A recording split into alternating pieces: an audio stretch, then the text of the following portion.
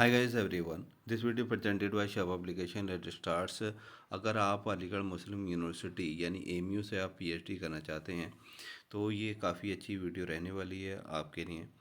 तो Aligarh Muslim university ने जो है गाइड टू एडमिशन रिलीज़ कर दिया है। तो ये आपका इसमें आपकी वैकेंसीज़ हैं, कितनी इंटेक रहने वाली हैं सब्जेक्ट वाइज आप देख सकते हो। तो पीएचडी जो है ड्यूरेशन जो मिनिमम ड्यूरेशन है, यानी आप जो पीएचडी अपनी जो थीसिस जो जमा कर पाओगे वो आप 3 साल में करोगे। और मैक्सिमम जो पीरियड जो मिलेगा वो अगर मेल कैंडिडेट है तो उसे 5+1 यानी 6 साल का मिलेगा। अगर फीमेल है तो 6+1 यानी 7 साल तक मैक्सिमम पीरियड मिलेगा। ओके, तो ये तो मैक्सिमम पीरियड था, यानी 3 से आप 6 साल तक के टाइम में कर सकते हो। तो मिनिमम रिक्वायरमेंट जो थीसिस जमा करने की है वो 3 साल है। इसमें आपको अपना कोर्स वर्क भी कंप्लीट करना होगा और एग्ज़ाम कंडक्ट करने होंगे कोर्स वर्क के। ओके, तो 2 एग्ज़ाम रहेंगे और आपका फिर प्री सबमिशन सेमिनार होगा, फिर उसके बाद सबमिशन होगा। तो सबमिशन जो है 3 साल बाद आपको करोगे। तो यानी जो मिनिमम रिक्वायरमेंट है आपकी वो 3 साल है। जो रेसिडेंशियल रिक्वायरमेंट है जो अटेंडेंस की वो 3 साल है और मैक्सिमम आपकी 6 साल हो गई। और अगर फीमेल है तो उसमें 1 एक साथ और मिल जाएगा। ओके, तो ये तो कंडीशन हो गई। अब यहाँ जो फैकल्टी वाइज आप वैकेंसी देख सकते हो, तो एग्रीकल्चर साइंसेस में जो डिपार्टमेंट और डिसिप्लिन्स जो रहते हैं वो आपका माइक्रोबायोलॉजी, एग्रीकल्चर माइक्रोबायोलॉजी में जनरल जो सीट्स हैं वो 5 हैं। और पीडब्ल्यू यानी पीएचडी में सिर्फ जो रिजर्वेशन है वो सिर्फ हैंडीकैप का है, उसके अलावा अदरवाइज़ किसी का नहीं है, बाकी सब एज ए जनरल में कंसिडर होंगे। होम साइंस में 2 और इसमें पीडब्ल्यू है नहीं, यानी फिजिकल हैंडीकैप में। और plant pathology 3, post harvest engineering and technology में 1। इसी तरह से आप वो फैकल्टी ऑफ आर्ट्स में आप देख सकते हो, अरबिक में 1, इंग्लिश में 9, इंग्लिश लैंग्वेज टीचिंग ELT में आपका 4 और हिंदी। इस तरह से आप जिस भी फील्ड में हैं अपनी फील्ड के हिसाब से आप देख सकते हो। कॉमर्स में आपका में 18 हैं और टूरिज्म में 2 हैं। इस ये faculty of engineering and technology की हैं आगे। ये international studies, law, life sciences और management studies, medicine, social sciences. Medicine में जो है आपका biochemistry, clinical psychology, medical physics, pharmacology, plastic surgery. तो इनटेक आप देख ही सकते हैं आगे। और सोशल साइंसेस और थियोलॉजी। अब बात आती है कौन अप्लाई कर सकता है। तो क्वालिफाइंग एग्जामिनेशन जो रहेगा आपका, वो एजुकेशन क्वालिफाइंग एग्जामिनेशन क्या रहेगा आपका, पीजी रहेगा। ओके, पीजी रहेगा यानी पोस्ट ग्रेजुएट डिग्री रहेगी।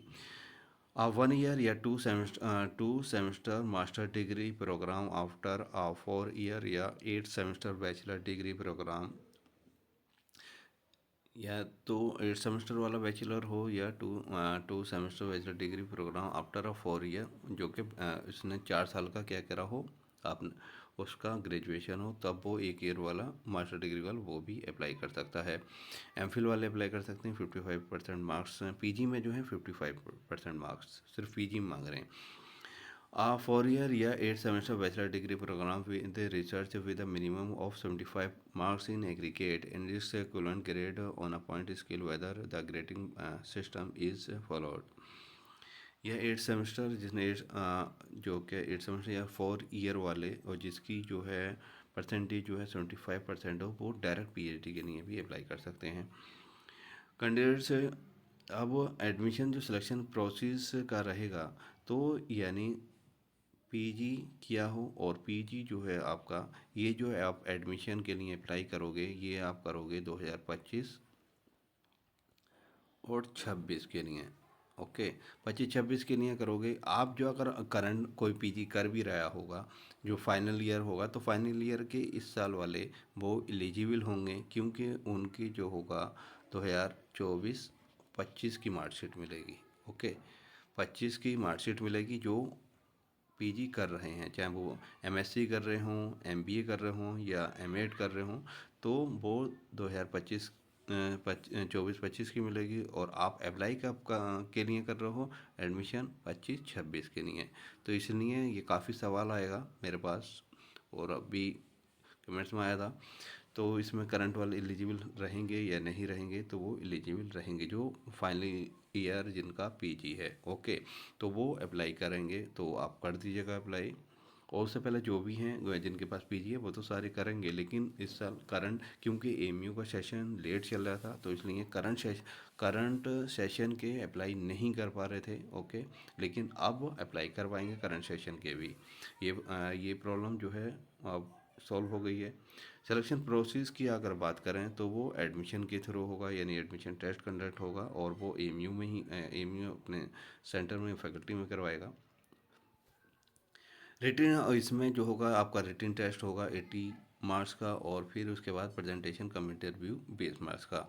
अब इसमें भी रिटिन टेस्ट में दो चीज़ें हैं, एक आपका रहेगा सेक्शन ए जो कि आपका रिसर्च एप्टीट्यूड या मेथोडोलॉजी रहेगा, जो कि आपका कॉमन रहेगा सब कैंडिडेट्स के लिए। इट शैल बी 45 मिनट्स है, जो टाइम ड्यूरेशन दिया जाएगा वो 45 मिनट से दिए जाएंगे। देयर शैल बी 40, जिसमें से 40 मल्टीपल चॉइस क्वेश्चंस एमसीक्यूज रहेंगे of 1 mark each on research aptitude या मेथोडोलॉजी। यानी ये फैकल्टी वाइज जो है सेक्शन ए जो है रिसर्च एप्टीट्यूड या मेथोडोलॉजी का, ये कॉमन होगा फैकल्टी वाइज। क्या ये फैकल्टी वाइज आपका कॉमन होगा, सही है। ये फैकल्टी वाइज आप फैकल्टी ऑफ आर्ट्स में आप अप्लाई कर रहे हो तो फैकल्टी आर्ट्स का एक ये कॉमन हो गया। उसके बाद आप फैकल्टी ऑफ आर्ट्स में जैसे हिंदी, उर्दू, इंग्लिश, और एक फैकल्टी में आप एक सेम फैकल्टी में दो डिसिप्लिन से ज़्यादा आप अप्लाई नहीं कर सकते हो। फिर सेकंड पेपर रहेगा आपका सब्जेक्ट स्पेसिफिक। तो सेकंड पेपर जो है आपका सब्जेक्ट स्पेसिफिक रहने वाला है, जो जिसमें भी आप पीएचडी करना चाहते हो, जिस लैंग्वेज में भी जिस कोर्स में भी, तो उसमें आपका जो है 40 सेम रहेगा, 45 मिनट्स आपको ड्यूरेशन दिया जाएगा, और आपके 40 क्वेश्चंस आपसे पूछे जाएंगे। ओके, अब इन दोनों के मार्क्स, यानी सेक्शन ए और सेक्शन बी के दोनों, यानी दोनों पेपर हो गए ये, क्यों 80 मार्क्स का, 80 में से 50% आपको मार्क्स लाना होगा written test to be eligible, तब आप एलिजिबल हो गए प्रेजेंटेशन कम इंटरव्यू। इसका मतलब 80 में से आपको 50% यानी 40 क्वेश्चन आपके सही होने चाहिए।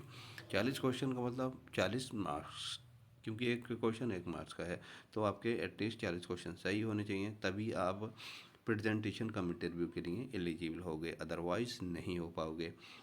टेस्ट कंडक्ट कहाँ करवाया जाएगा, तो the admission test shall be held at Aligarh UP only. Okay, अब एग्ज़ैम्प्ट कौन रहने वाला है, अगर यानी जो टेस्ट है एग्ज़ैम्प्ट कौन रहेगा, तो एग्ज़ैम्प्ट की अगर आप बात करें तो candidates who qualify for JRF in UGC NET, UGC CSI NET, GATE, CEED या similar national level test with a score more than या equal to qualifying marks of general category, जो जनरल कैटेगरी में जो अपने साथ qualifying JRF कर रहा है, ओके, जो कि अपने साथ स्कॉलरशिप ला रहा है, वही एलिजिबल रहेगा, वही एग्ज़ाम्प्ट रहेगा, और उसके अलावा कोई नहीं रहेगा। इसमें यह है एलिजिबल होने के बाद इसमें एग्जाम्प्ट हो गया वो टेस्ट से, क्योंकि रिटन टेस्ट से जो आपका ये 80 मार्क्स का जो पेपर है, इससे अगर ये एग्जाम्प्ट हो गया, ठीक है, तो इसमें उसे 50% मार्क्स मिल जाएंगे, 50% मार्क्स मिल जाएंगे, यानी 40 मार्क्स मिल जाएंगे। तो 40 अगर आप वो टेस्ट देता है, तो अगर टेस्ट में जेआरएफ वाले के अगर वो 50% से अच्छा क्वालिफाई कर देता है, अगर 80 में से उसके अगर 50 क्वेश्चन सही हो गए, तो ये बेस्ट काउंट होंगे। तो यही मशवरा रहेगा मेरा भी, तरह यही रहेगी कि जो जेआरएफ क्वालिफाइड है वो एग्जाम्ट होने के बाद भी, लेकिन वो अपेयर हो जाए तो बेहतर रहेगा। तो ये कंडीशन थी। अब इसका फुल डिटेल हम आगे क्या होने वाला है, तो देखिए ये दो तरह के पेपर हो गए, और पेपर कैसा होता है वो आपको मैं डिस्क्रिप्शन में दे दूंगा। ओके, और अब सिलेबस की बात कर लेते हैं, चलिए। ये तो आप वैकेंसी देख सकते हैं, अब ये वैकेंसी आई है इसमें। ओके, ये सिलेबस की भी बात हम कर लेते हैं। अगर हम सिलेबस की बात करें तो ये मैं कंट्रोलर ऑफिस की वेबसाइट पर हूँ, एमयू की office of the control of exams. यहाँ मुझे एडमिशन पे क्लिक करना होगा। एडमिशन पे जैसे क्लिक करता हूँ तो नीचे आप देख सकते हो यहाँ पीएचडी है, पीएचडी मेंशन है, तो यहाँ मुझे क्लिक करना होगा। मैं यहाँ क्लिक कर लेता हूँ तो यहाँ देख सकते हैं आप एप्लीकेशन फॉर्म्स स्टार्ट हो गए हैं, अब भरे जा रहे हैं। ऑर्डिनेंस की बात करें, क्या ऑर्डिनेंस हैं इसके पीएचडी के, वो यहाँ से आप देख सकते हो। रेगुलेशंस आप देख सकते हैं। वैकेंसीज ये तो 24-25 की थी, लेकिन वो गाइड टू एडमिशन में 25-26 की ऑलरेडी हमने अभी देखी है। सिलेबस आप यहाँ से डाउनलोड कर सकते हैं, अपने डिसिप्लिन का अपने देख सकते हैं और अपने डिपार्टमेंट का, और किस सब्जेक्ट में करना चाहते हैं। आंसर की अगर आपका होगा तो फिर, और एलिजिबिलिटी, क्योंकि आप जैसे ही फॉर्म भरोगे तो उसके बाद एक लिस्ट तैयार की जाएगी। आप फॉर्म भरोगे तो उसके बाद स्क्रूटनी होगी, स्क्रूटनी के बाद उसमें एलिजिबल और नॉट एलिजिबिलिटी की लिस्ट आ जाएगी। क्योंकि आप बाहर से जाते हो तो पहले लिस्ट ज़रूर देख लीजिएगा कि हम एलिजिबल हैं या नहीं हैं। उसके बाद ये ऑनलाइन फिर एडमिशन का प्रोसेस, आपका अगर सिलेक्शन हो जाता तो फिर ये फाइनली आपका काउंसलिंग होगी, जो कि एडमिशन जो होगा वो ऑनलाइन होगा, यानी एडमिशन काउंसलिंग पोर्टल के थ्रू होगा। तो हम सबसे पहले अब डिस्कस कर लेते हैं एलिजिबिलिटी क्राइटेरिया की, क्योंकि आप इसका उसके बाद प्रोसेस आपका फॉर्म भरने का ही रहेगा। तो देखिए इस तरह के ये आपका लिस्ट ऑफ एलिजिबल और not eligible candidate for PhD 2024-25 का है, एक ऐसे नमूना डिस्कस कर रहे हैं। तो इसमें आप देख सकते हो, इसमें मैं किसी भी चीज़ को अगर खोल दूँ, सपोज़ करिए इसमें इंग्लिश का हम क्लिक कर लेते हैं, तो इंग्लिश की अभी लिस्ट ये ओपन हो गई। जैसी ओपन हो गई तो आप देख सकते हो इसमें 3 चीज़ें रहेंगी। आप ये फर्स्ट आप देख सकते हो, यहाँ जो है एलिजिबल है, एलिजिबल यस करे जा रहा है। एलिजिबल यानी वो टेस्ट दे सकता है, वो पीएचडी के लिए टेस्ट के लिए एलिजिबल है। अब यहाँ जो आ गया ये रिटिन टेस्ट है, जो 80 मार्क्स का जो पेपर है, जो सेक्शन ए और सेक्शन बी की बात हो रहा, तो उसमें कौन एग्जाम्प्ट है।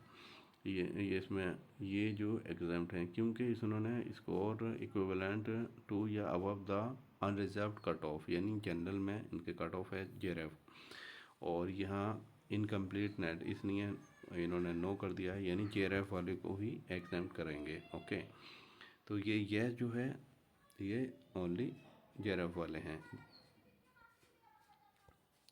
देखिए यूजीसी नेट वाले जो हैं काफ़ी, ये यूजीसी नेट वालों को यहाँ नो करा हुआ। ओके, देख लीजिएगा पहले यूजीसी नेट को, और यूजीसी यानी यहाँ जेआरएफ जनरल कैटेगरी में यहाँ यस कर दिया।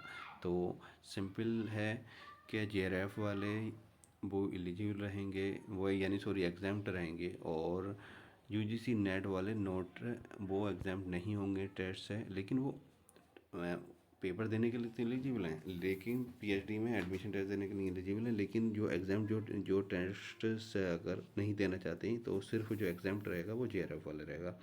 यहाँ से हमारा ये पॉइंट तो क्लियर हो गया। ओके, फॉर्म किस तरह से अप्लाई किया जाता है उसका डिस्क्रिप्शन में आपको वीडियो मिल जाएगा, पेपर के भी। अब वो देखिए ये तो आपका फॉर्म हो गया। ओके, और ऑर्डिनेंस, रेगुलेशंस और पीएचडी ऑलरेडी अपलोड है वीडियो।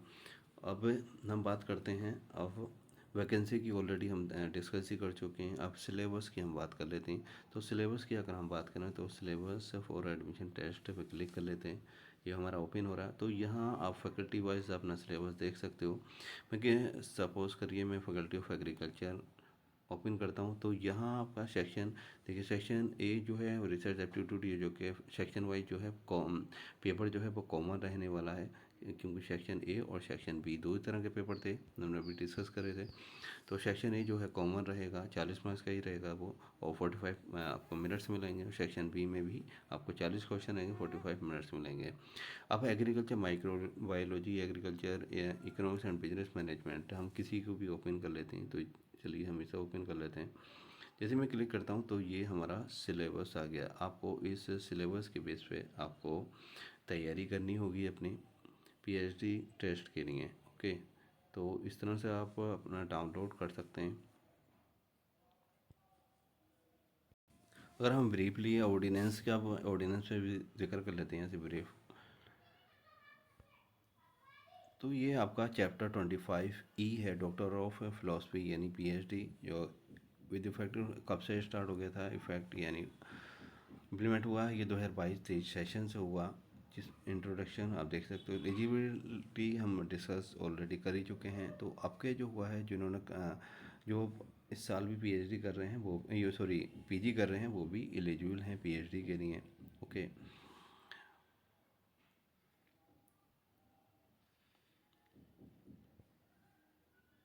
प्रोवाइड क्या provided at an assistant professor contraction. देखिए आपका जो है पीएचडी फंडेड, जो फंडेड है, प्रोवाइडेड डाटा कैंडिडेट है वर्किंग एन एक्सटर्नली फंडेड, जो externally funded research project in this in the university who is otherwise eligible will be eligible to apply for admission.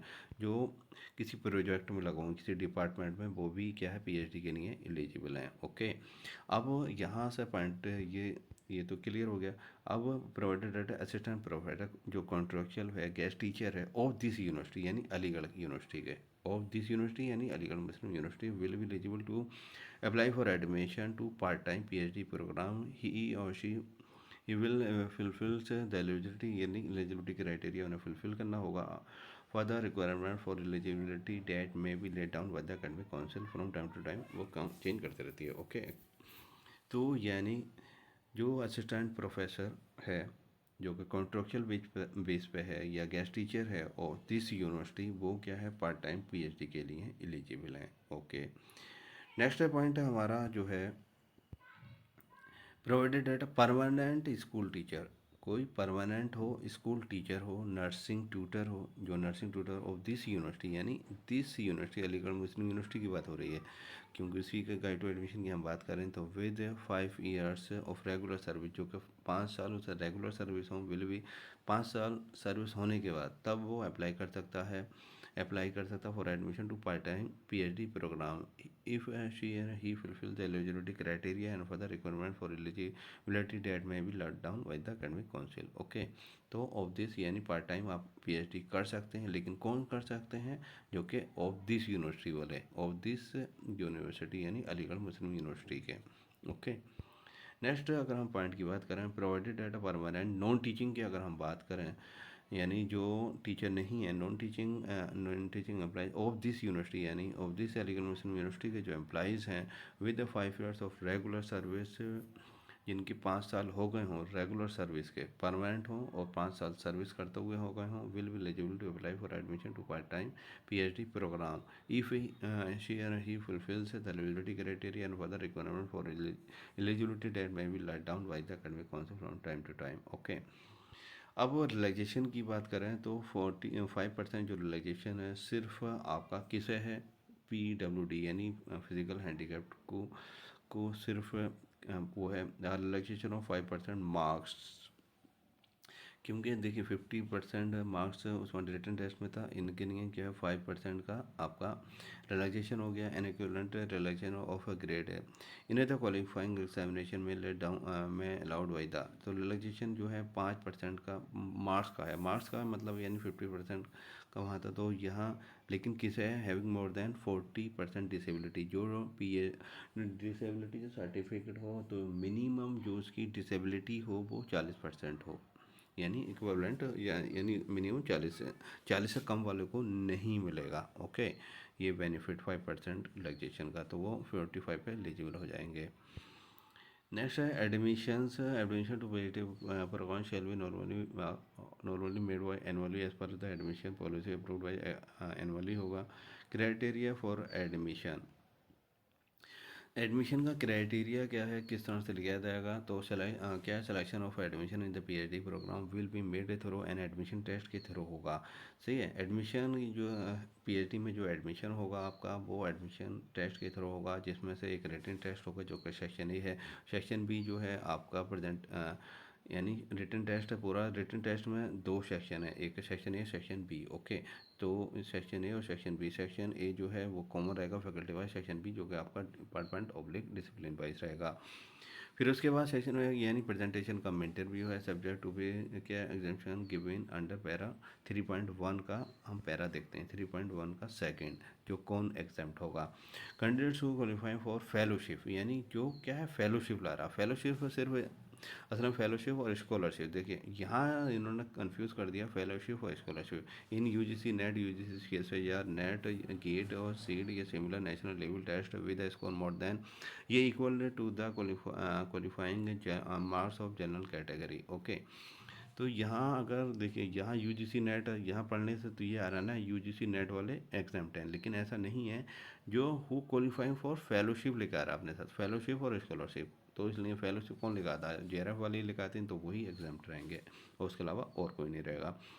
तो वो एग्जाम्प्ट रहेंगे valid at the time of admission are exempted from the appearing in the written test, वो exempt हैं written test से, देना चाहते थे वरना अदरवाइज उनकी चॉइस रहेगी। However they must appear in the presentation cum interview is a person to be become eligible for the selection, लेकिन सिलेक्शन के लिए उन्हें मस्ट है क्या देना, उन्हें प्रेजेंटेशन कम इंटरव्यू यानी इंटरव्यू देना उनका ज़रूरी है। फॉरेन नेशनल से जो फॉरेन स्टूडेंट्स की अगर हम बात करें, सेक्शन थर्ड की foreign national are exempted from appearing in the written test, foreign national जो हैं, जो फॉरेन जो दूसरी कंट्रियों से इंडिया आते हैं एमयू में, अगर वो पीएचडी करना चाहते हैं तो उनके लिए क्या है वो रिटन टेस्ट नहीं है, उनके टेस्ट देने की ज़रूरत नहीं है। However they must appear in the presentation cum interview in person या through video conference to become eligible for selection. तो foreign national students are exempted from the written test, but presentation interview is must. It may be by person,